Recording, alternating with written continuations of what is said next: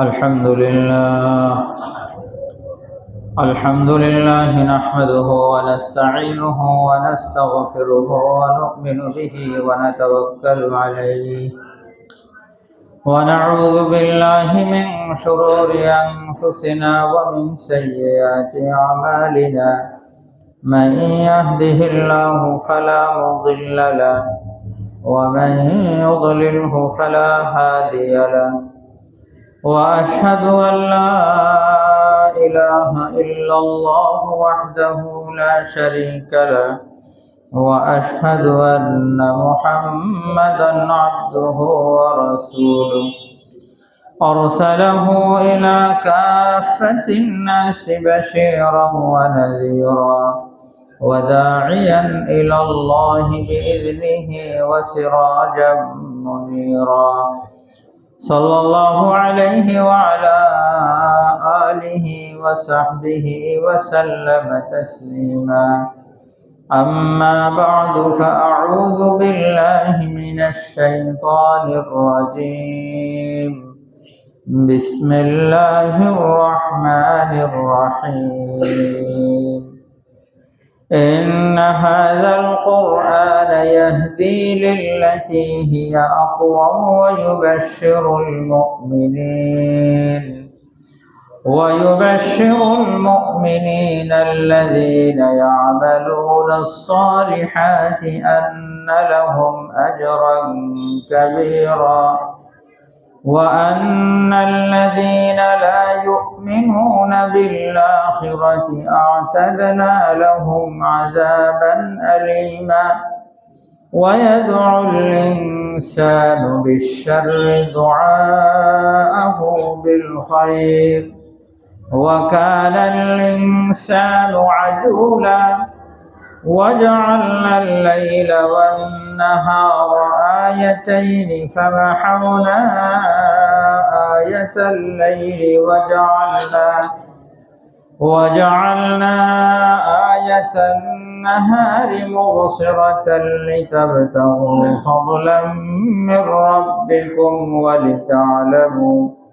ولتعلموا عدد السنين والحساب وكل شيء فصلناه تفصيلا وكل إنسان ألزمناه طائره في عنقه ونخرج له يوم القيامة كتابا يلقاه منشورا اقرأ كتابك كفى بنفسك اليوم عليك حسيبا صدق الله العظيم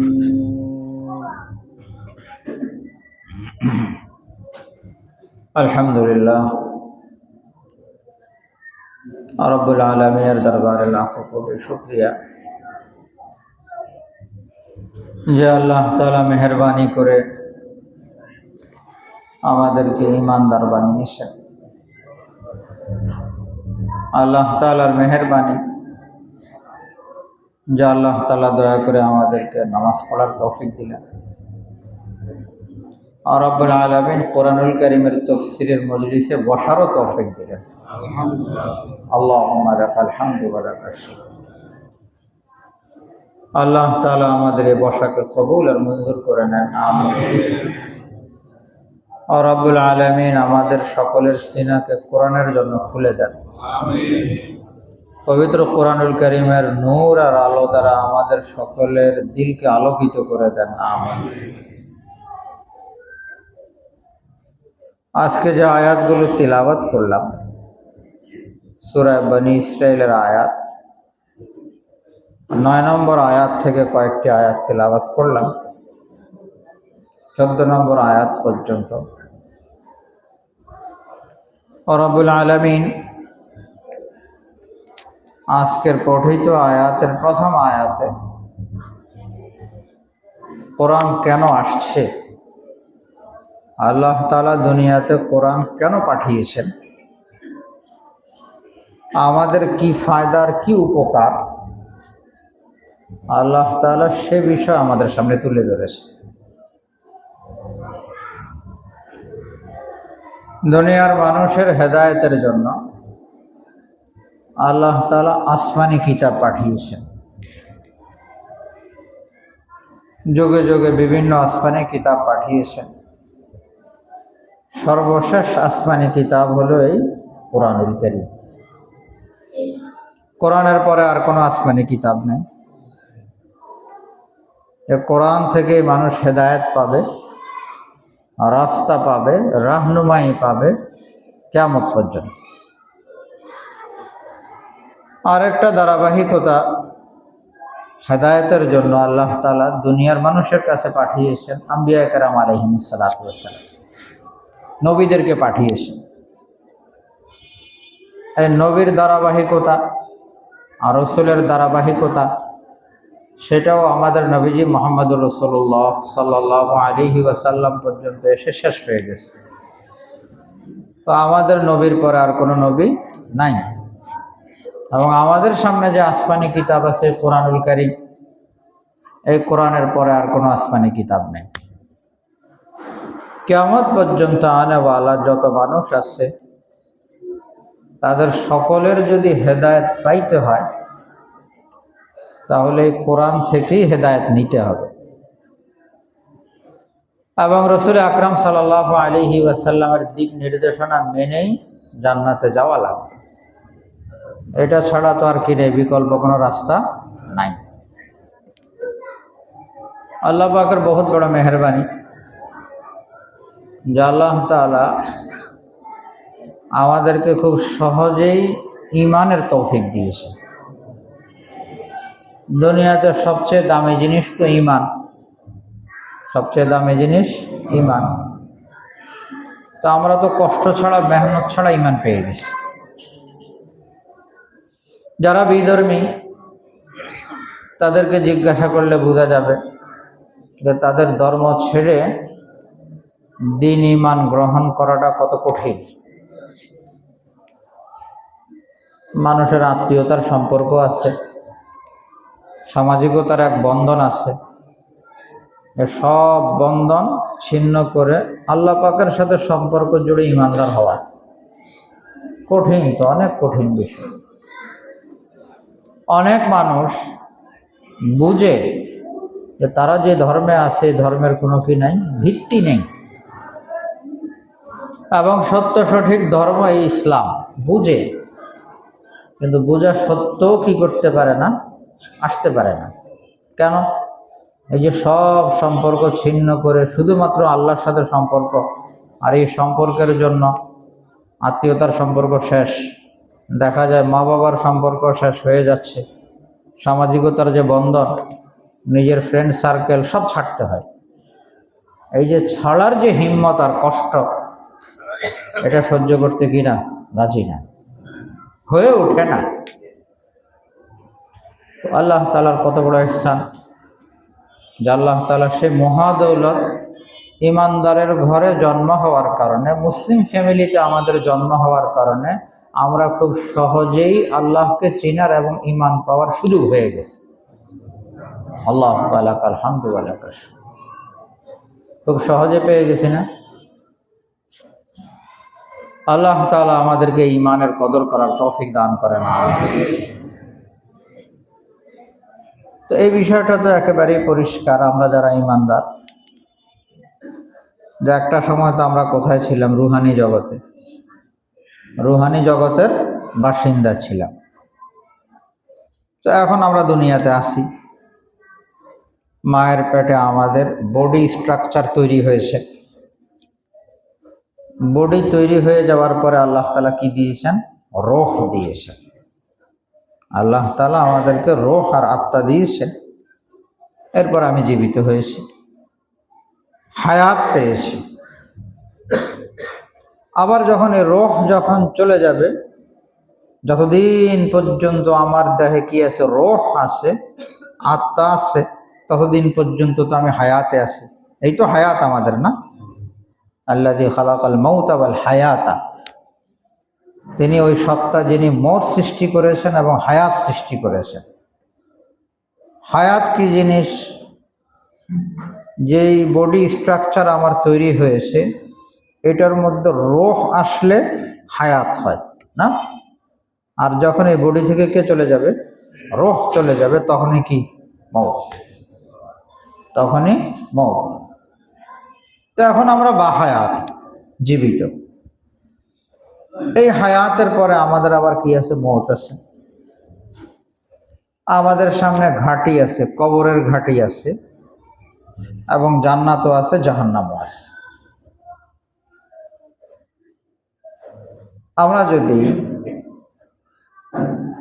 আল্লাহ তাআলাকে রাজিয়ার খুশি করে যদি দুনিয়া থেকে যেতে পারি,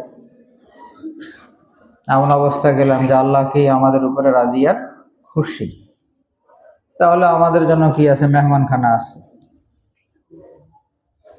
জান্নাত নামক জায়গায় আমাদের কি হবে, মেহমানদারি হবে, এবং এমন মেহমানদারি হবে যে মেহমানদারির কল্পনা আমরা করতে পারি না। হাদিস শরীফে আসছে, হাদিসে কুদসি, আদাতু লিইবাদিয়াস সালিহিন মা লা আইনুন রাআত ওয়ালা উযুনুন সামিআত ওয়ালা খাতারা আলা কলবি বাশার। আল্লাহ তাআলা বলেন যে আমি আমার নেককার বান্দাদের জন্য এমন মেহমানখানা তৈরি করে রেখেছি যেটা কোনো চোখ দেখে নাই, কান শুনে নাই, এমনকি কোনো হৃদয়ও সেটার কি করতে পারে না, কল্পনা করতে পারে। এমন মেহমানখানা আল্লাহ তাআলা তৈরি করে রেখেছে। আল্লাহ তাআলা আমাদেরকে তৌফিক দান করেন। আর কোনো ব্যক্তি যদি আল্লাহকে রাজিয়ার খুশি করে যেতে না পারে, নাফরমানির জিন্দেগি যদি হয়, তাহলে আল্লাহ তাআলার জেলখানাও আছে।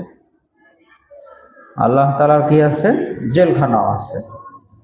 ওই জেলখানার নাম জাহান্নাম। কোরআনুল কারীমের বিভিন্ন জায়গায় ওই জেলখানার নাম বলেছে নার, আগুন। ওই জেলখানা সব আগুন আর আগুন। আল্লাহ তাআলা আমাদের সকলকে হেফাজত করেন। তো জেলখানা হলো নার, যাদের নাফরমানের জীবন তাদের জন্য নার, আর যাদের ফরমাবরদারির জীবন তাদের জন্য নূর। জান্নাতে তো আলো আর আলো হবে, নূর আর নূর না? যাদের দুনিয়াতে যারা এমন আমল করবে যে আমলের সম্পর্ক নূরের সাথে, আলোর সাথে, তারা ওই নূরের নূরানি জায়গা যাবে, শান্তির জায়গা যাবে, মহাশান্তির জায়গা যাবে, যদি আমল কি হয়, নূরানি হয়। তো কারো সম্পর্ক যদি কিসের সাথে হয়, ওই নূরানি জায়গার সাথে হয়, শান্তির জায়গার সাথে যদি হয়, তাহলে দুনিয়াতেও কিন্তু তার দিলটা শান্তিময় হবে, তার দিলের মধ্যে কি থাকবে, শান্তি থাকবে। কখনো এমন হয় যে বাহিরের জগৎ তো অশান্তির, কিন্তু যদি জান্নাতি মানুষ হয় তাহলে তার ভিতরটাতে কি থাকবে, শান্তি থাকবে। ভিতরে শান্তি আর কি, শান্তি। এই যে হযরত ইব্রাহিম আলাইহিস সালাতু ওয়াস সালাম দুনিয়াতে তো কিছুদিন ছিলেন আগুনে না, বাহিরে তো আগুন, কিন্তু ভিতরে তো কি ছিল, শান্তি ছিল। কেমন শান্তি? ইব্রাহিম আলাইহিস সালাতু ওয়াস সালাম বলেন যে দুনিয়ার জীবনের মধ্যে যে শান্তিতে ওই কয়দিন ছিলাম, এরকম শান্তিতে আর কোনোদিন ছিলাম। ভিতর শান্তি, বাহিরে আগুন। আর যদি কি হয়, জীবনটা যদি নাফরমানির হয়, তাহলে বাহিরে তো দেখবে শান্তি আর শান্তি, কিন্তু ভিতরে থাকবে আগুন।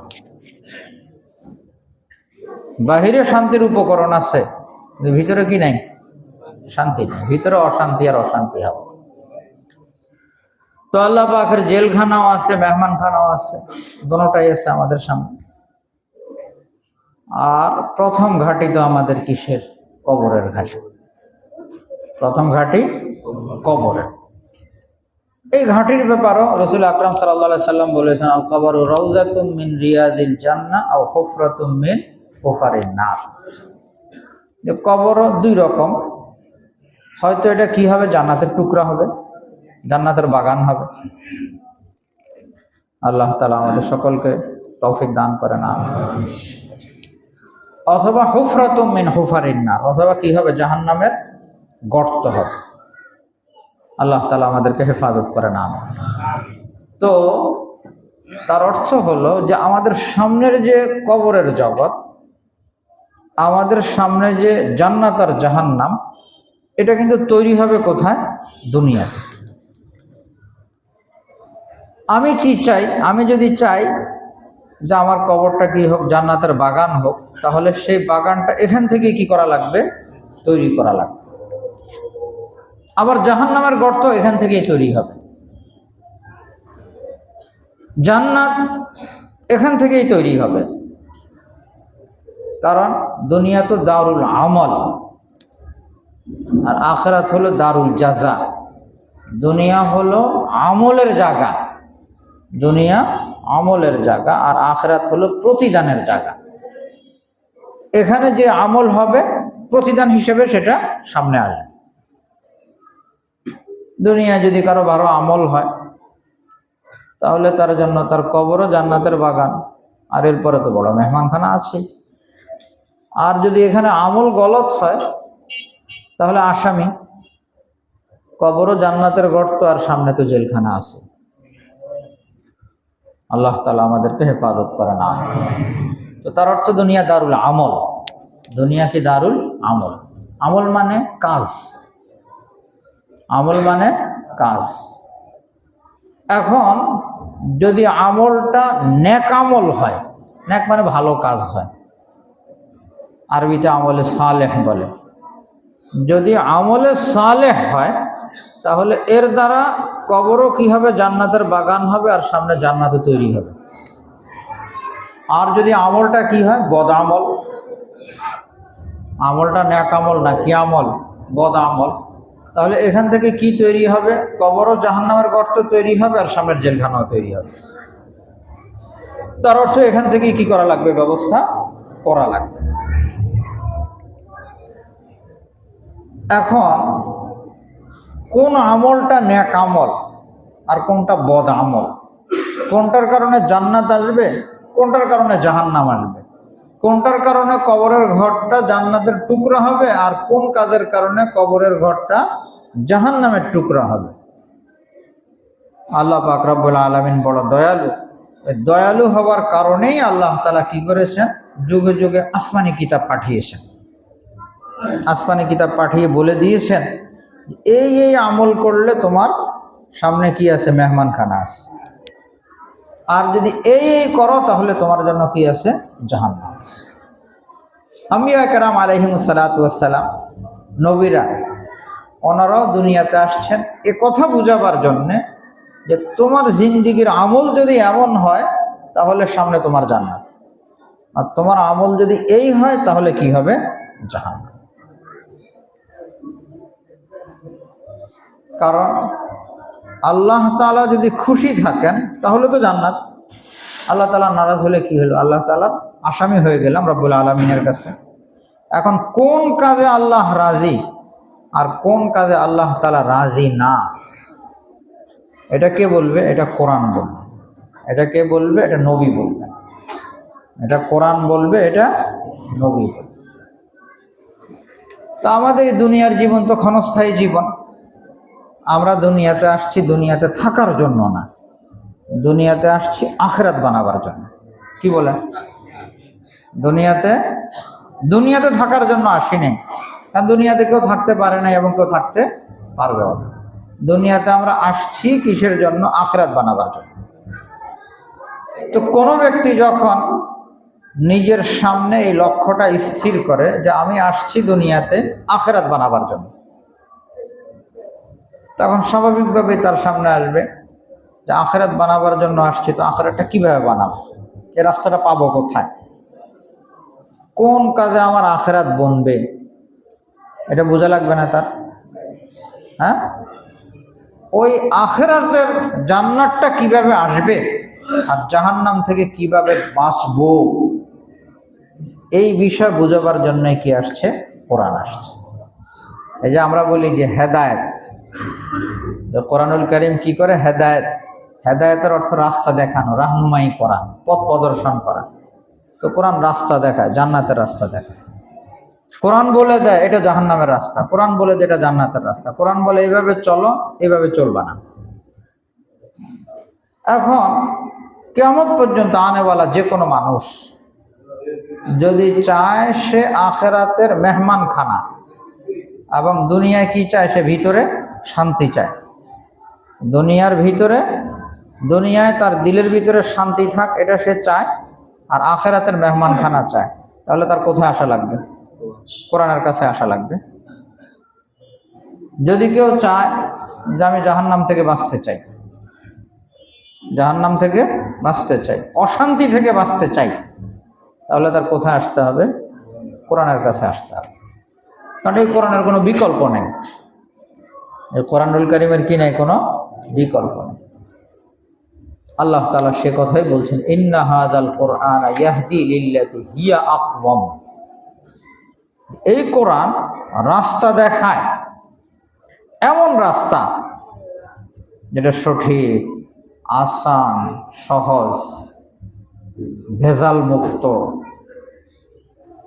যত লাইনে আপনি সঠিক রাস্তার সংজ্ঞা দিবেন, সব লাইনে সংজ্ঞা অনুযায়ী একেবারে সর্বোত্তম রাস্তাটা কে দেখাবে? কোরআনুল কারীম দেখাবে। ইন্না হাযাল কুরআনা ইয়াহদি লিল্লাতি হিয়া আকওয়াম। আগেও আলোচনা করেছি যে আমরা যে কাজগুলো করি 24 ঘন্টায় কোনো না কোনো কাজ তো আমাদের হয় না? 24 ঘন্টার জীবন। কখনো আমরা খাই, কখনো ঘুমাই, কখনো কথা বলি, কখনো কাজ করি, ব্যবসা বাণিজ্য করি, চাকরি বাকরি করি, কখনো ইবাদত বন্দেগী করি, আবার কখনো কি হয়, পাপের কাজও হয়, সব রকমই তো হয়। তো আরবিতে কাজকে বলে আমল, কাজকে কি বলে? আমল বলে। এই আমলটা সাধারণত আমাদের জীবনে যে কাজ আমরা করি, যে আমল করি, এটা 3 প্রকারের হয়। কয় প্রকারের? 3 প্রকারের। প্রথম প্রকার আল আমালুস সালেহ, নেক আমল। প্রথম প্রকারকে বলা হয় নেক আমল। এখন নেক আমল কি জিনিস? এই যে নামাজ পড়লাম, নেক আমল। জিকির করলাম, নেক আমল। তিলাওয়াত করলাম, নেক আমল। রোজা রাখলাম, নেক আমল। হজ করলাম, নেক আমল। এগুলো সব নেক আমল, যেগুলোকে স্বাভাবিকভাবে আমরা বলি যেগুলো ইবাদত। এগুলো কি?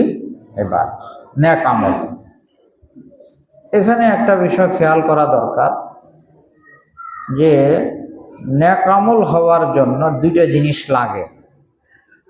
এক তো হলো নেক আমল হওয়ার জন্য ওই আমলটা আল্লাহকে রাজি আর খুশি করার জন্য করা লাগে। ইবাদত করলাম, এটা কি জন্য করা লাগবে? আল্লাহর জন্য করা লাগবে।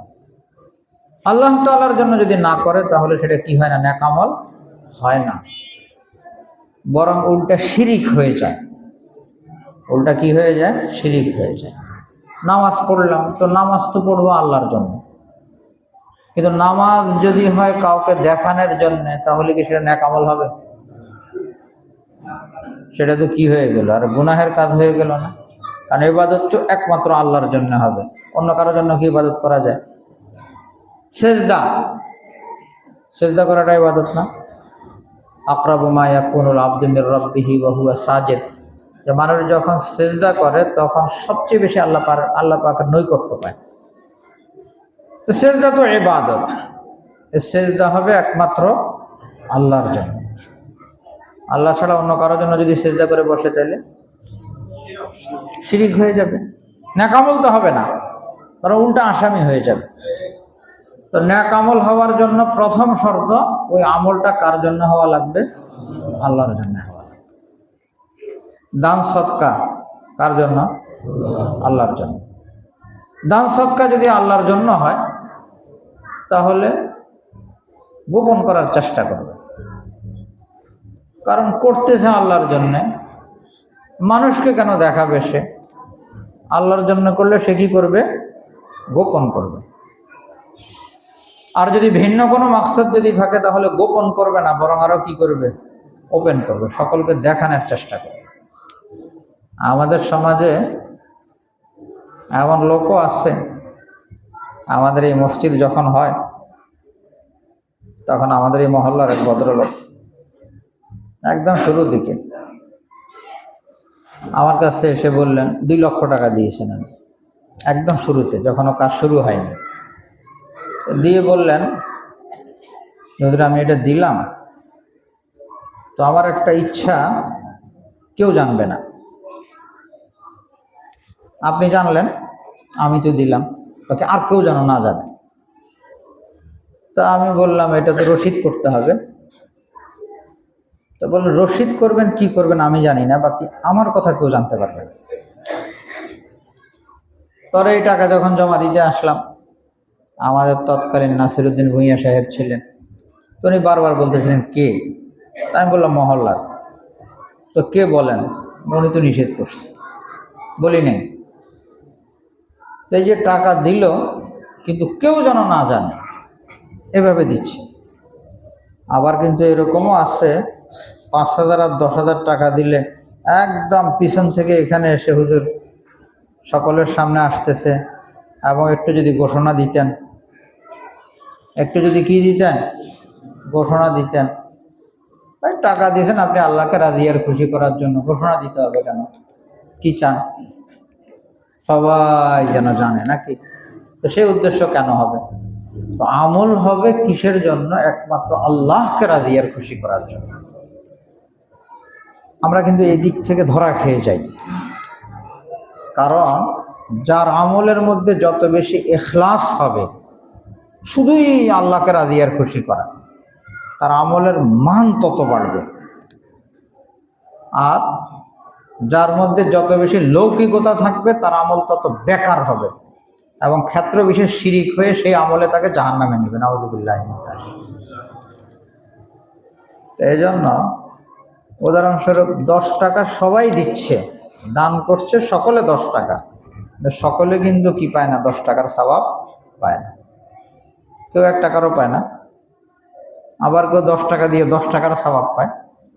আর ইখলাসের তারতম্যের কারণে এমনও আছে যে দিচ্ছে 10 টাকা, কিন্তু তার আমল নামা 10 কোটি টাকার সওয়াব আসতেছে। কিসের কারণে? ইখলাসের কারণে। প্রত্যেকটা আমলের ক্ষেত্রে একেবারেই নম্বর 1 দেখার বিষয় যে আমলটা আমি কেন করছি। ইন্নামাল আমালু বিন্নিয়াত। আপনার আমল যত পাকা হবে, আল্লাহকে রাজি আর খুশি করার বিষয়টা যত স্পষ্ট থাকবে, তত আমলের মান বাড়তে থাকবে। আল্লাহ তাআলা আমাদেরকে তৌফিক দান করেন। দ্বিতীয় হলো রাসূল আকরাম সাল্লাল্লাহু আলাইহি ওয়াসাল্লামের তরিকা লাগবে।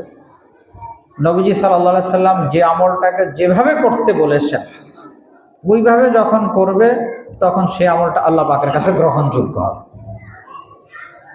আর যদি রাসূলের তরিকা নয়, আমি আমার মন মতো করলাম, তাহলে আল্লাহ পাকের কাছে কি সেটা আমল হবে? হবে না। তো এক তো ইখলাস লাগবে, আল্লাহকে রাজি আর খুশি করার জন্য আমলটা হতে হবে। আর দ্বিতীয় হলো আমলটা নবীজি সাল্লাল্লাহু আলাইহি সাল্লামের সুন্নাত অনুযায়ী হতে হবে। যার আমলটা যত বেশি সুন্নাত মোতাবেক হবে, তার আমলের মান তত আল্লাহ পাকের কাছে বেশি। এই জন্য কিতাবে আসছে যে একজন মানুষ বাথরুমে প্রবেশ করতেছে। বাথরুমে প্রবেশের ক্ষেত্রে নবীজি সাল্লাল্লাহু আলাইহি সাল্লামের সুন্নাত তরিকা হলো বাম পা, না বাম পায়ে প্রবেশ করবে। তো নবীজি বাম পায়ে প্রবেশ করছেন এবং আমাদেরকে বাম পা দ্বারা প্রবেশ করতে বলেছেন। এটা সরাসরি নবীজি সাল্লাল্লাহু আলাইহি সাল্লাম থেকে প্রমাণিত বিষয়, নির্দেশিত বিষয়। এখন কোনো ব্যক্তি উদাহরণস্বরূপ একটা হসপিটাল করলো, তো হসপিটাল করাও তো ভালো কাজ, মানুষের সেবার জন্য হসপিটাল করা ভালো কাজ না? এটা অনেকের কাজ। কিন্তু নবীজি সাল্লাল্লাহু আলাইহি ওয়াসাল্লাম সরাসরি নিজে কিন্তু কি করেন না? হসপিটাল বানান না। হসপিটাল ভালো কাজ, তো হসপিটাল বানানো আর বাম পাও দিয়ে বাথরুমে প্রবেশ করা সুন্নতের সাথে মিল আর অমিলের দৃষ্টিকোণ থেকে বাথরুমে বাম পাও দ্বারা প্রবেশ করার মান আল্লাহ পাকের কাছে অনেক বেশি। এটা বড়, বিশাল বড় কি করতেছে, হসপিটাল করতেছে। আর ওখানে শুধুমাত্র কি করতেছে, বাম পা দ্বারা প্রবেশ করতেছে। বাম পায়ের সাথে প্রবেশ করাটা একেবারে সুন্নতের সাথে ফুল মিলে গেছে। আর এটাও নেকির কাজ, কিন্তু মানের দিক থেকে যদি হিসাব করা হয় তাহলে এটার মান বেশি, কারণ এটা নবীজির কি হয়ে গেছে, সুন্নতের সাথে একেবারে ফুল মিলে গেছে। যার আমলটা নবীজির আমলের সাথে যত বেশি মিলবে, আল্লাহ পাকের কাছে সেই আমলের মান তত বাড়বে। মুফতি মোহাম্মদ শফি সাহেব রহমতুল্লাহ আলাইহি বলতেন যে সুন্নতের সাথে মিলে যাওয়া, এটার উদাহরণ, একজন মানুষ একটা উদাহরণস্বরূপ কি করলো, এক লেখছে এক, এখন একের পরে সে কি করতেছে, ডান পাশে শূন্য বসাইলো, কত হইল, 10 না, আরেকটা বসাইলে, আরেকটা বসাইলে, যত বসাইতে থাকবে তত বাড়তে থাকবে। আর যদি বাম পাশে বসায় কমতে থাকবে না, আরেকটা বসাইলে, আরেকটা বসাইলে, যত বসাবে তত কমবে। তো মুফতি মোহাম্মদ শফি সাহেব রহমতুল্লাহ আলাইহি বলেন এটা হলো উদাহরণ সুন্নতের সাথে মিলা আর না মিলা। সুন্নতের সাথে মিলে যাওয়া, যত বেশি মিলবে তার মানে ডান পাশে শূন্য বসাচ্ছে সে, আর সুন্নতের সাথে মিলছে না তার মানে বাম পাশে কি বসাচ্ছে, শূন্য বসাচ্ছে। শয়তান তো বুঝে, যার কারণে যারা আমল কারণে ওয়ালা তাদেরকে শয়তানে আইসা প্রথমে কথা বলে না যে তোমরা কি করো না, নেক আমল করো না। এটা যদি বলে তাহলে আমরা কি মানবো? যারা নেক আমল কারণে ওয়ালা তাদেরকে শয়তানে এসে যদি বলে যে আমল করো না, আমরা কি মানবো? মানবো না।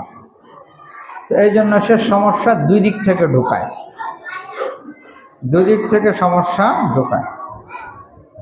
পিছনে কে কথা বলতেছে ওদেরকে বের করে দেন। এই তোমরা যারা কথা বলতেছো এখান থেকে চলে যাও।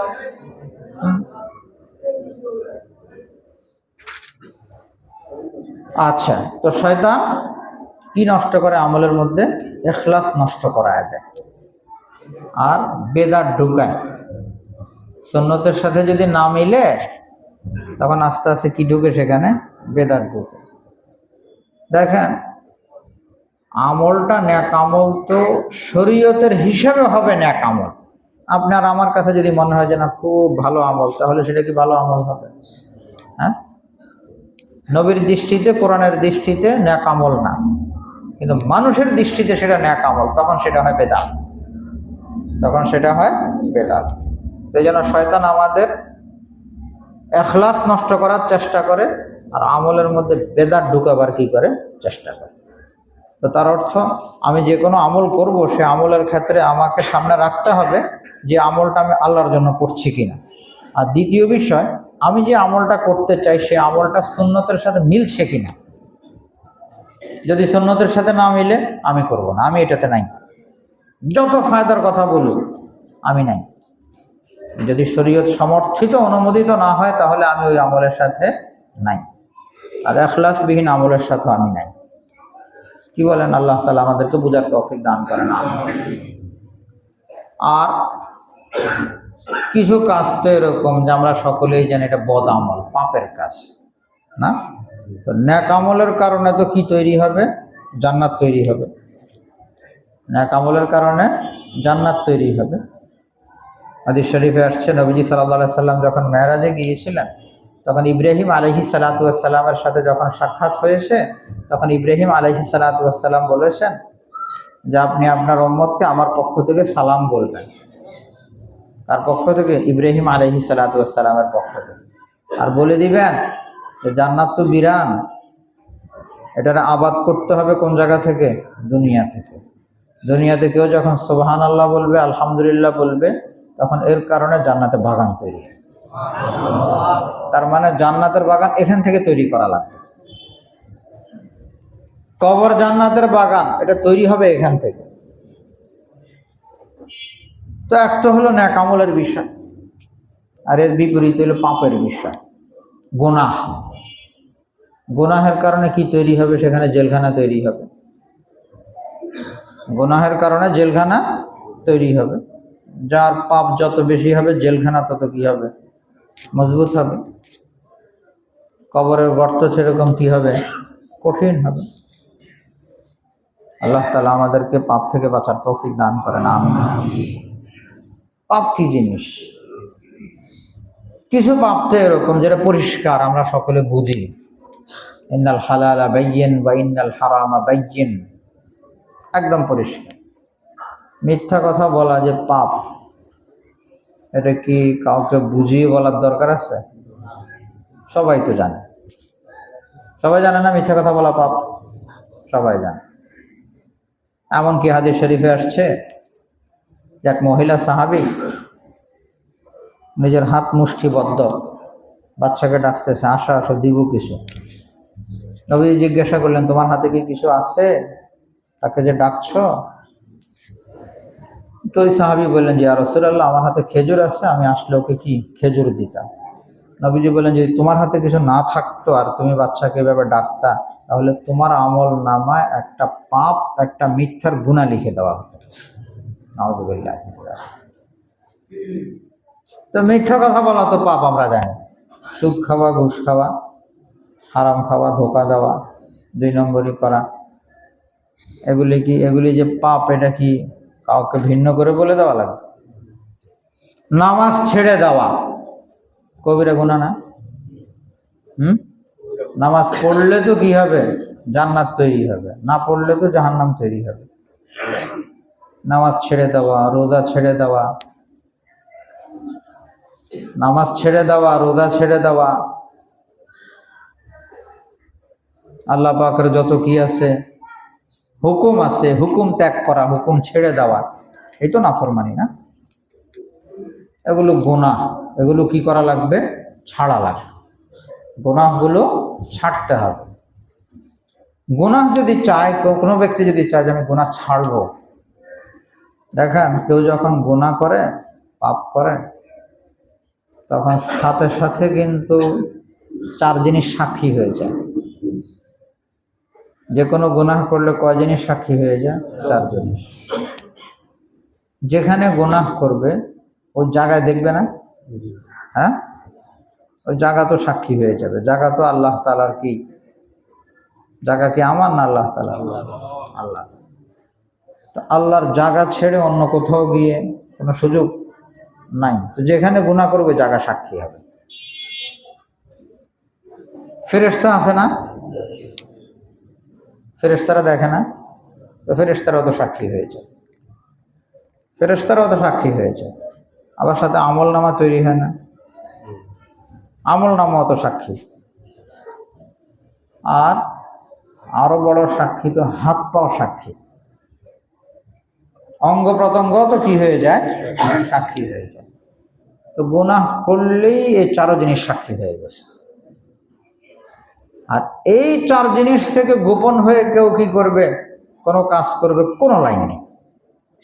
4 জিনিস সাক্ষী হবেই। আল্লাহ তাআলা আমাদেরকে হেফাজত করেন। এখন মানুষ গুনাহটা করে কেন? 4 কারণে মানুষ গুনাহ করে। 4টা কারণে মানুষ কি করে? গুনাহ করে, নাফরমানি করে। 1 নম্বর, মানুষের নফস।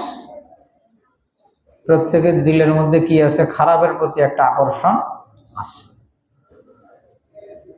ভালোর প্রতিও সে আকর্ষণ অনুভব করে, খারাপের প্রতিও করে। দুনিয়াতে যখন কোনো মানুষ আসে, হাদিস শরীফে আসছে ইউলাদু আলাল ফিতরা, তখন সে স্বাভাবিক অবস্থা আসে। কেমন অবস্থা? সে ভালোর দিকে সুন্দর মতো যেতে পারে। কারণ আমরা যে দুনিয়াতে আসছি, কেউ কি পাপী হয়ে আসছি? হ্যাঁ, কোনো ইয়াহুদ, নাসারা, হিন্দু কেউ কি গুনাহগার হয়ে দুনিয়াতে আসে? কেউ অপরাধী হয়ে দুনিয়াতে আসে না, যায় অপরাধী হয়ে। তো আসার সময় তো ফ্রেশ। এখন কোনো ব্যক্তি যখন ফ্রেশ অবস্থায় সে খালি নেকির কাজের দিকে যাচ্ছে, তাহলে সে নেকির কাজের আকর্ষণ খুব বেশি রকমের অনুভব করবে। পাপের অনুভব মাঝে মধ্যে আকর্ষণ তো অনুভব করবে। ভিতরে আছে নফস। নফস তো কি করে? ইন্নান নাফসাল আম্মারাতুন বিসসু, খারাপ কাজের হুকুম তো করে, পরামর্শ তো দেয়, কিন্তু সে ভালোর দিকে চলে যাবে। আর যদি খালি খারাপ করতে থাকে, খারাপ করতে থাকে, তাহলে এটা কি হয়ে যাবে? ভারী হয়ে যাবে না? এই নেচারটা তার মজবুত হয়ে যাবে। যদি খুব বেশি পাপের জগতে যদি ঢুকে যায় তাহলে ভালোর প্রতি আর সে কি অনুভব করবে না, আকর্ষণ অনুভব করবে না। নষ্ট করলো কে?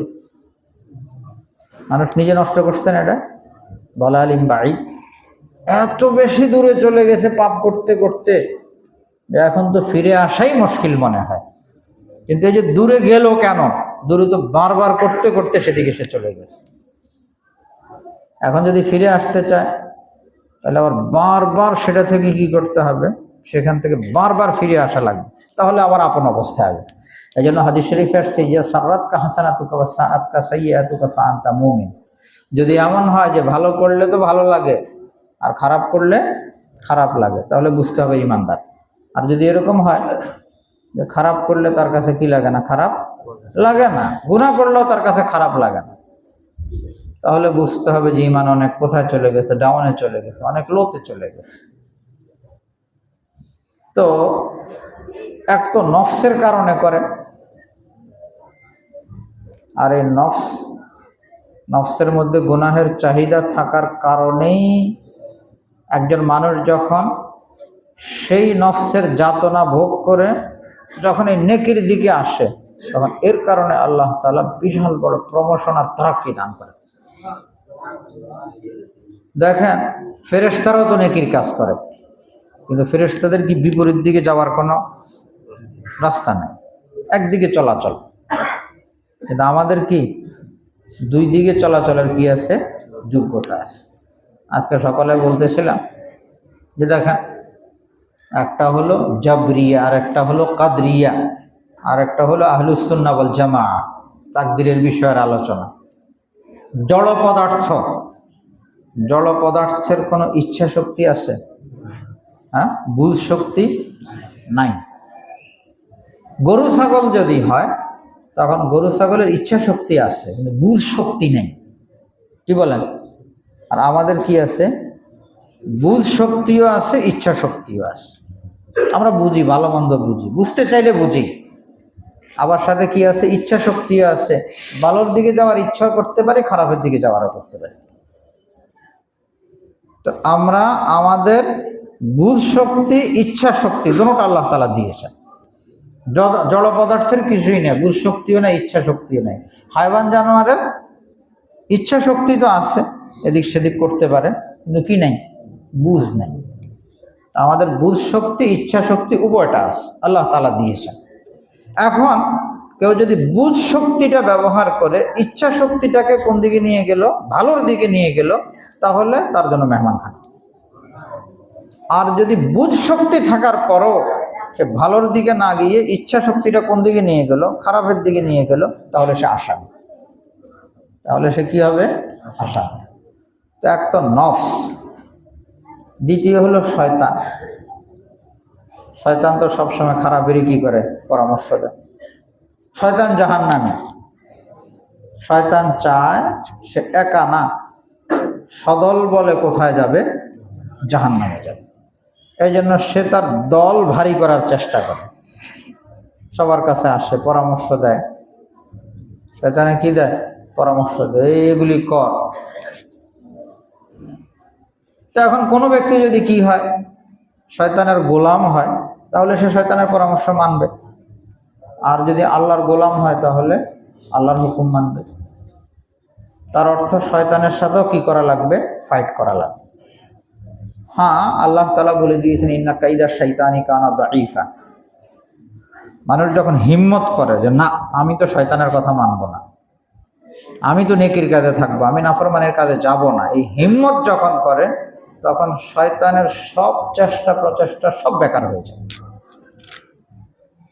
আর কেউ যদি ইচ্ছাই না করলো, ভালো কাজের কি করে না, ইচ্ছাই করে না, তাহলে শয়তান তারে ঘুরেই দিয়ে থাকে। এই জন্য দ্বিতীয় হলো শয়তানি ওয়াসওয়াসা। আর 3 নম্বর আরেকটা বিষয় হলো পরিবেশ।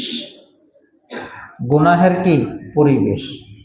কোনো ব্যক্তি যদি গুনাহের পরিবেশে বসে থাকে আর যদি বলতে থাকে যে আল্লাহ মাফ করে দেন, আল্লাহ মাফ করে দেন, বাঁচতে পারবে না, সে গুনাহে লিপ্ত হয়েই যাবে। এই জন্য গুনাহের পরিবেশ, প্রথমত গুনাহের পরিবেশে না যাওয়া, আল্লাহ তাআলা জায়গায় জায়গায় বলেছেন ওয়ালা তাকরাবুল ফাওয়াহিশ, কাছেও যাবা না। আর যদি কেউ গুনাহের পরিবেশে পড়ে যায় তখন তার ক্ষেত্রে হুকুম হলো ফাফিরু ইলাল্লাহ, ওই পরিবেশ ছেড়ে আল্লাহ পাকের দিকে দৌড়াও। হযরত ইউসুফ আলাইহিস সালাতু ওয়াস সালাম গুনাহের পরিবেশে পড়ে গেছেন না, এরপরে উনি কি করছেন? বসেছিলেন। ওনার যতটুকু কি ছিল, শক্তি ছিল, ওই শক্তি উনি ব্যবহার করেছেন। এরপর আল্লাহ তাআলা ফটাফট সব দরজা খুলে দিয়েছেন। এগুলো যে আল্লাহ তাআলা যে কোরআনুল কারীমে বলেছেন, এর কি কারণ? ইউসুফ আলাইহিস সালাতু ওয়াস সালাম যেই পজিশনে পড়েছিলেন, ইউসুফ আলাইহিস সালাতু ওয়াস সালামকে মহব্বত করছে, ভালোবাসছে কে? জুলাইখা তো ওনার কি ছিল? মালিক না? হ্যাঁ, আমাদের এখন বর্তমানে যদি বস হয়, অফিসের বসের যে স্তর, মালিকের স্তর আরো বেশি কঠিন অবস্থা না? হ্যাঁ, বস কারো ক্ষেত্রে পড়ে গেছে, এখন কেউ যদি বলে যে বস আমার ক্ষেত্রে পড়ে গেছে, আমি কি করব? আমার কি করার আছে? আল্লাহ তাআলা তোমার কি করার আছে মানে? বস থেকে কত বড় বস পড়ে গেছে, সেখানে কি করছে ইউসুফ সেটা দেখো, তাহলেই তো বাংলা এর চেয়ে বড় তো। এরপরে সে তো সম্ভ্রান্ত, এটা সেটা কত কিছু। ইউসুফ আলাইহিস সালাতু ওয়াস সালামের পিছনে যে পড়ছে সে তো কি জানতেন ঘরের? হ্যাঁ, এখন কোনো মানুষ যদি, কোনো মহিলা যদি তার পিছনে পড়ে যায়, সে যদি বলে যে আমি কি করব, আমি তো একদম মজবুর হয়ে গেছি, হবে এটা? বড় সড়ো উদাহরণ তো আল্লাহ তাআলা সামনে নিয়ে আসছেন। দেখো, এর চেয়ে খারাপ পজিশনে কেউ পড়বে না। ওই খারাপ পজিশনে পড়ার পরে ইউসুফ আলাইহিস সালাতু ওয়াস সালাম যা করেছেন, কোনো ব্যক্তি যদি তা করে তাহলে অবশ্যই অবশ্যই আল্লাহ তাআলা তাকে হেফাজত করবে।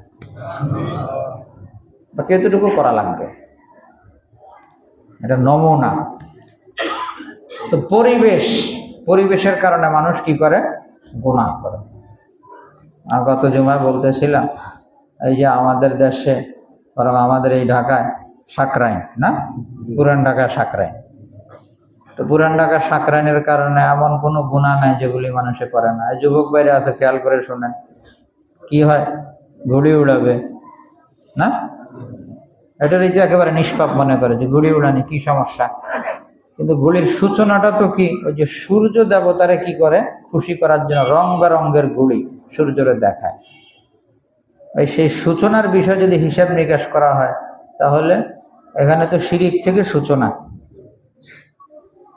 আর এই সূচনার পরে এখন আর কি কি আছে এর সাথে? কোনটা নাই? সাকরাইনের সাথে কোনটা নাই?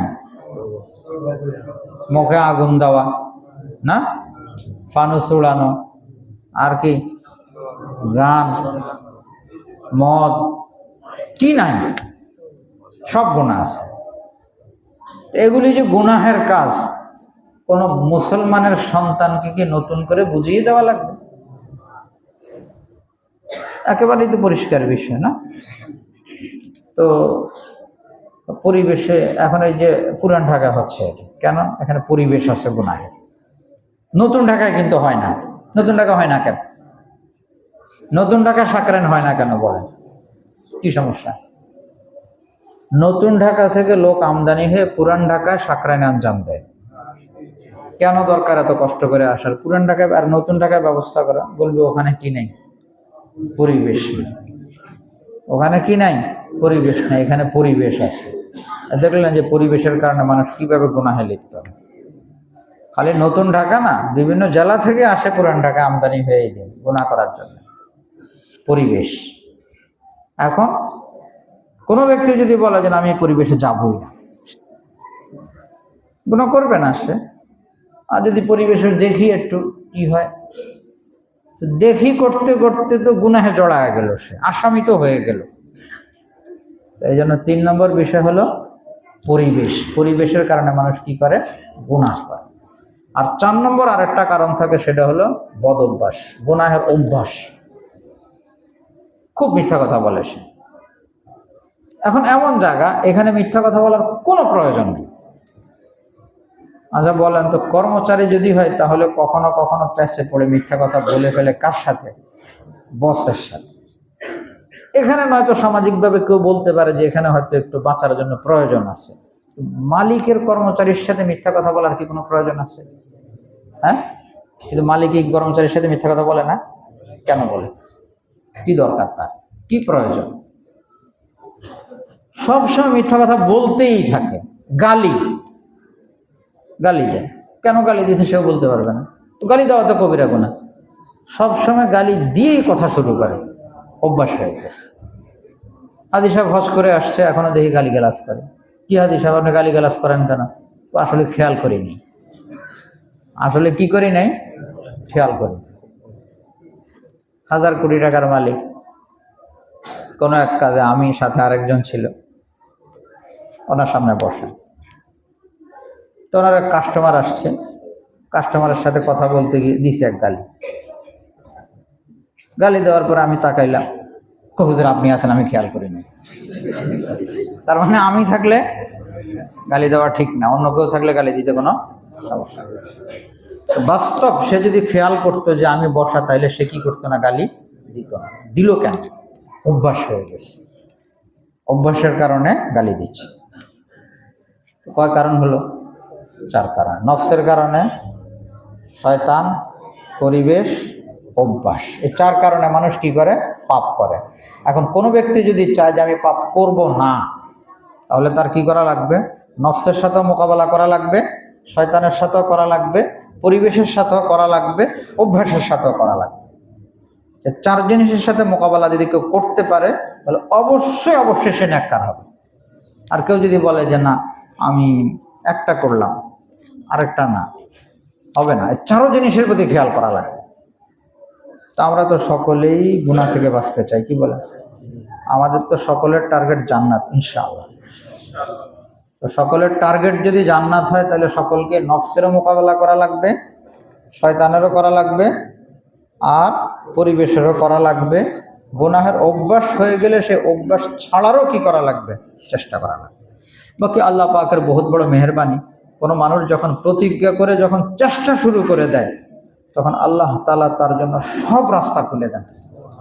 ওয়াল্লাযীনা জাহাদু ফীনা লানাহদিয়ান্নাহুম সুবুলানা। বাকি একটু হিম্মত করা লাগবে। এজন্য হাদিস শরীফে আসছে, কোনো ব্যক্তি যদি আল্লাহর দিকে 1 বিঘত অগ্রসর হয়, কতটুকু? 1 বিঘত, তাহলে আল্লাহ তাআলার রহমত তার দিকে 1 হাত আসে। কোনো ব্যক্তি যদি আল্লাহ তাআলার দিকে হেঁটে হেঁটে যায়, তাহলে আল্লাহ পাকের রহমত তার দিকে দৌড়াইতে দৌড়াইতে আসে। বাকি এই হাদিস শরীফে কোনো ব্যক্তি যদি 1 বিঘত অগ্রসর হয়, তখন আসবে কি? 1 হাত। হাঁটতে থাকলে দৌড়াবে, এমনটা না নিজের জায়গায় বসে আছে আর রহমত আসবে। একটু হিম্মত করে কি করা লাগবে? আগে বাড়া লাগবে। একটু হিম্মত করে যখন কেউ আগে বাড়বে, যে আমি তো কোনো নামাজ ছাড়বো না, আমি কোনো নামাজ ছাড়বো না, তাহলে দেখবেন যে সহজ হয়ে গেছে। ফজর ছাড়বো না, আমি আজকের থেকে প্রতিজ্ঞা করলাম যে কোনো ফজর আমি ছাড়বো না। হিম্মত যখন করবে, আল্লাহ পাকের মদদ আসবে, আল্লাহ তাআলা সাহায্য করবে, তার সব ফজরের নামাজ পড়া হবে। আর যদি হিম্মত না করে, তাহলে দেখবেন যে আজকে এই সমস্যা, কালকে এই সমস্যা, আজকে হয় নাই, এক এক দিন এক এক সমস্যা, এক এক ওজর। কেউ যদি প্রতিজ্ঞা করে বলবো না মিথ্যা, আমি কি করব না? চোখ দ্বারা কোনো গুনাহ করব না। যখন কোনো ব্যক্তি হিম্মত করবে, তখন আল্লাহ তাআলার সাহায্য আসবে। তো যারা জান্নাতে যেতে চায়, তাদের এই 4 জিনিসের সাথে ফাইট করা লাগবে, মোকাবেলা করা লাগবে। একটু কষ্ট করে কি করা লাগবে? মোকাবেলা করা লাগবে। তখন আল্লাহ তাআলা কি করে দিবেন? সহজ করে দিবেন। দেখেন হাদিস শরীফে আসছে যে জান্নাতটাকে পরিবেষ্টন করে রাখা আছে এমন জিনিস দ্বারা, যেটা স্বাভাবিকভাবে মন চায় না, কষ্টের জিনিস। শীতের রাত্রে উঠে নামাজ পড়তে, উযু করতে কি মন চায়? চায় না। আবার ওদিক থেকে জাহান্নাম আবার পরিবেষ্টিত আছে এমন জিনিস দ্বারা, যেটা মনোলোভা, যেটার প্রতি মানুষ খুব মন চায়, এরকম জিনিস দ্বারা। তো এই জন্য কোনো ব্যক্তি চায় যদি জান্নাতে যেতে, তাহলে একটু কষ্ট তো করা লাগবে, মেহনত তো করা লাগবে। কষ্ট আর মেহনত তো করা লাগে, করবো তো ইনশাল্লাহ। আর একটা বিষয় বলি, পাপের কাজে জড়িত হওয়ার, পাপের কাজে জড়িত হওয়ার 5টা লাইন, 5ভাবে মানুষ পাপের সাথে জড়ায় যায়। 1 নম্বর হলো সরাসরি এই পাপের কাজের সাথে লিপ্ত হয়ে সরাসরি এই পাপের কাজ করছে। দ্বিতীয় হলো সে লিপ্ত হয় না, তবে কি করছে, সহযোগিতা করছে। লিপ্ত হয় না কিন্তু কি করছে, সহযোগিতা করছে। কোনো গানের অনুষ্ঠান, সাকরাইন, কোনো কিছু, ওটাতে কি করছে, একটু সহযোগিতা করছে। আমি তো যাই নাই, বাকি বাচ্চারা করে, একেবারে যদি কিছু তাদের সাথে যদি টাকা পয়সা একদম না দেই কেমন হয়। সহযোগিতা করলেও কিন্তু সে কি হয়ে গেল, পাপী হয়ে গেল। 3 নম্বর, সহযোগিতা করে নাই, সমর্থন করেন। তো পার্টির সাথে যুক্ত তো আছি, ছেলেপেলেরা এরকম করে, কি করতেছে, এগুলি বলে করতেই পারে, সমর্থন করতেছে না, এই যে সমর্থন করে গুনাহগার। তো লিপ্ত হওয়া, সহযোগিতা করা, সমর্থন করা, সমর্থন করলেও কি হয়, গুনাহগার। 4 নম্বর হলো সমর্থনও করে না, কিন্তু রাজি আছে, সন্তুষ্ট আছে। পাপের কাজের উপরে কি সন্তুষ্ট থাকা যায়? সেটাকে তো ঘৃণা করে কি করা লাগে, প্রত্যাখ্যান করা লাগে। ঘৃণা করছে না, প্রত্যাখ্যান করছে না, বরং সন্তুষ্ট আছে, ঠিক আছে করুক। আর 5 নম্বর হলো প্রশ্রয় দেয়, সুযোগ দেয়, গুনাহের কাজের কি সুযোগ দেয়। তার এই অ্যাবিলিটি আছে যে চাইলে সেটাকে বন্ধ করে দিতে পারে, বন্ধ না করে কি দেয়, সুযোগ দেয়। এখানে কিন্তু অনেকে আমরা ধরা খাব, সুযোগ দেওয়া। অধীনস্থরা ব্যাপারদিগি করে, বিভিন্ন নাফরমানের কাজ করে, একটু কৌশলীভাবে চেষ্টা করলে, ফিকির করলে সেটাকে বন্ধ করা সম্ভব, কিন্তু উদাসীন, বলে না, অথবা দায়সারাভাবে বলল, তাহলে সুযোগ দেওয়া হইল না। সুযোগ দিলেও কিন্তু কি হয়ে গেল, ওই পাপের কাজের সাথে যুক্ত হয়ে গেল। তো বলতেছিলাম, একটা তো ন্যাক আমল, এটা করা লাগবে, আর বদ আমল থেকে নিজেকে বাঁচানো লাগবে। তো কিছু কাজ তো আমরা ন্যাক আমল হিসাবে করি, আর কিছু কাজ তো পাপের কাজ, আল্লাহ তাআলা আমাদেরকে হেফাজত করে না। আবার কিছু কাজ এরকম আছে যেটা আমরা ন্যাক আমল হিসাবেও করি না, আর পাপের কাজ মনে করেও করি না। যেমন এই যে খানা খাইলাম, ব্যবসা বাণিজ্য করলাম, হাঁটা চলা করলাম, ঘুমাইলাম, এগুলি কি ইবাদত হিসেবে করি? কেউ কি ঘুমায় কি পাপ হিসেবে? না, এখানে আমাদের কোনো নিয়ত নেই, ন্যাক আমলের নিয়তও নাই, আর বদ আমলেরও কি নেই, নিয়ত নেই, কিছুই নেই। যারা ঈমানদার তাদের জন্য একটা বিশাল বড় সুযোগ, ইন্নামাল আমালু বিন্নিয়াত। কোনো ব্যক্তি যদি এই কাজগুলো সঠিক নিয়তে করলো, আর রাসূল আকরাম সাল্লাল্লাহু আলাইহি সাল্লামের তরিকা অনুযায়ী করলো, তখন আল্লাহ পাকের খাতায় এই কাজগুলো নেক আমল হয়ে যায়। উদাহরণস্বরূপ ঘুমাইলাম, এখন ঘুমানোর ক্ষেত্রে যদি দোয়া পড়লাম, সুন্নত তরিকা অনুযায়ী ঘুমাইলাম, বা না ঘুমাইলে আগের থেকে যদি না ঘুমাই ফজর পড়বো কিভাবে, না ঘুমাইলে তো আমল করতে পারবো না, এই জন্য ঘুমাইলাম, তখন এই ঘুমটাও কি হবে, আমল হবে। ডক্টর আব্দুল হক আরিফি রহমতুল্লাহ আলাইহি এক বহুত বড় বুজুর্গ ছিলেন, উনি বলেন যে আমি যখন বাসায় আসি অনেক সময় এরকম হয় যে নাতি পুতিরা কি করতেছে, দৌড়াদৌড়ি করতেছে, ওরা দাদার কোলে উঠবে। তো যখন সামনে আসে আমি চট করে সাথে সাথে কোলে নিই না। আমি প্রথমে এক মুহূর্তের জন্য চিন্তা করি যে এটা কেন কোলে নিব, কি কারণে নিব। সাথে সাথে আমার ব্রেন বলে যে এটা এই জন্য নিবা যে নবীজি সাল্লাল্লাহু আলাইহি সাল্লাম বাচ্চাদেরকে আদর করতে বলছেন। তো নবীজি যেহেতু বাচ্চাদেরকে আদর করতে বলছেন, এই জন্য আমি তাদেরকে আদর স্নেহের জন্য আমি কোলে নিচ্ছি, এই নিয়ত করে সাথে সাথে কোলে নেয়। তা এখন কোলে নিলে কি এখন সেটা সাধারণ কাজ হলো না নবীজি সাল্লাল্লাহু আলাইহি সাল্লামের সুন্নাত পালন হয়ে গেল না, এটা নেক আমল। তো তার মানে কেউ যদি চায় তাহলে 24 ঘন্টার পুরো জীবনটাকেই সে কি বানাইতে পারে, নেক আমল বানাইতে পারে। ঈমানদারের জন্য বিশাল বড় কি সুযোগ। তো আল্লাহ তাআলা বলেন ইন্না হাযাল কুরআনা ইয়াহদি লিল্লাতি হিয়া আকওয়াম। যে কোরআন এমন রাস্তা দেখায় যেটা সহজ, যেটা খুব দ্রুততার সাথে কোথায় পৌঁছে দিবে মানুষকে? জান্নাতে পৌঁছে। ওয়ায়ুবাশশিরুল মুমিনিনা আল্লাযীনা ইয়ামালুনাস সালিহাত, আর এই কোরআন সুসংবাদ দেয় ঈমানদারদেরকে।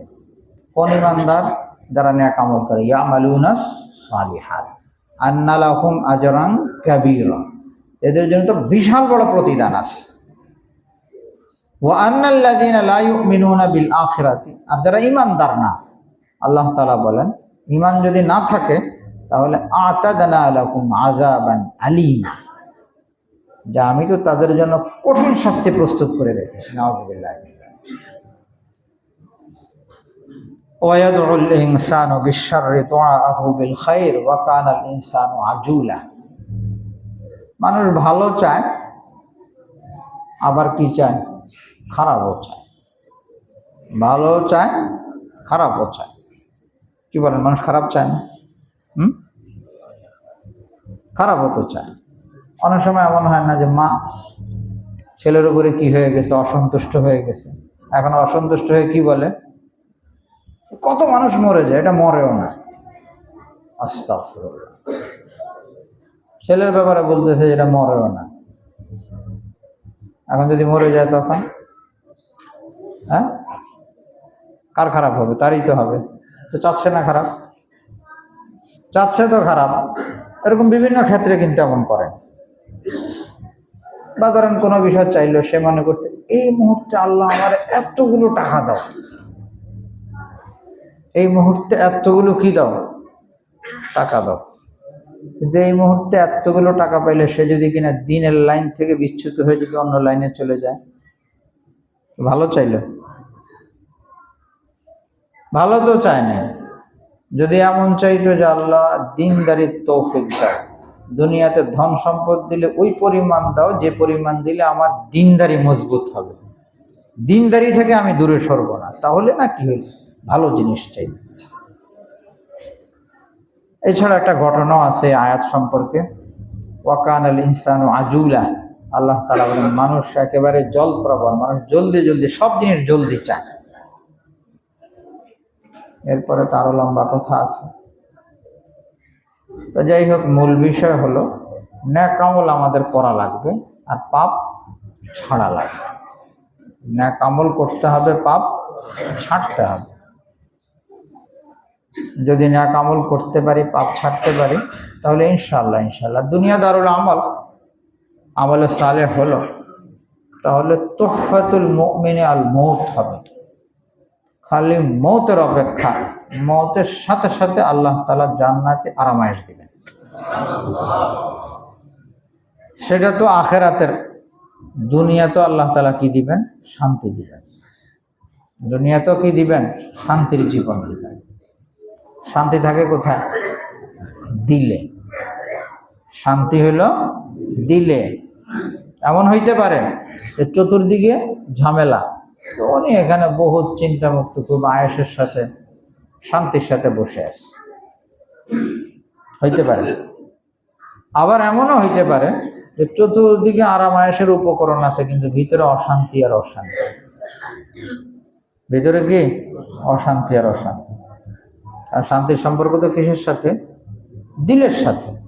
ওই যে বলতেছিলাম, যদি দিলটা কি হয়ে যায়? আল্লাহর সাথে সম্পৃক্ত হয়ে যায়, জান্নাতি কাজের সাথে সম্পৃক্ত হয়ে যায়, তাহলে এমন হইতে পারে চতুর্পাশে আগুন, কিন্তু এরপরও ভিতরে কি আছে?